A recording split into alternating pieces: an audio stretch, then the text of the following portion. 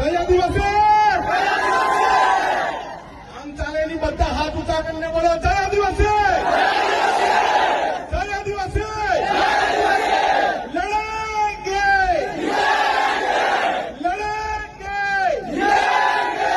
और लड़ेंगे और लड़ेंगे।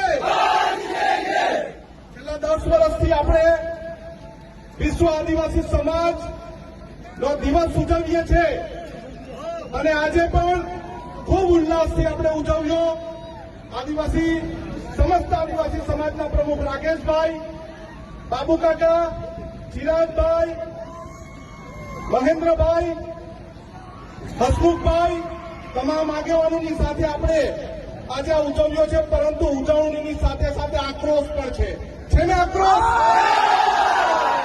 ગયા વર્ષે ઉજવણી કરી ત્યારે પણ મણિપુરની ઘટના હતી, વર્ષે ઉજવણી કરી ત્યારે કેવડિયાની ઘટના છે। કેવડિયાના આપણા બે ભાઈ જયેશ તડવી અને સંજય તડવીનું ખૂન કરી નાખ્યું છે આ લોકોએ ત્યાં। આપણે ત્યાં જવું જોઈએ કે નહીં? જવું જોઈએ કે નહીં? મંગળવારે આપણે બંને તડવી છોકરા કે આદિવાસી છોકરાના ઘરે જવાનું છે। કોણ કોણ આવવાનું છે? આપણે ન્યાય માંગવા માટે જવાનું છે। જશું ને આપણે?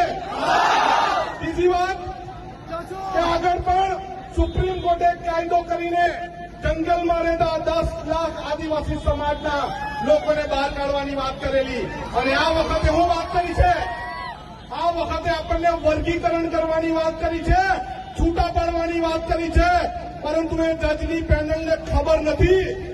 એ જજની પેનલને ખબર નથી અમે આદિવાસી માના કોખમાંથી જન્મેલા આદિવાસી, અમે બનાવટી આદિવાસી નથી, અમે સાચા આદિવાસી છે। એટલે આપણી સચ્ચાઈ માટે 21 તારીખનું એલાન થયેલું છે। 21 તારીખે વાસ્તા બંધ,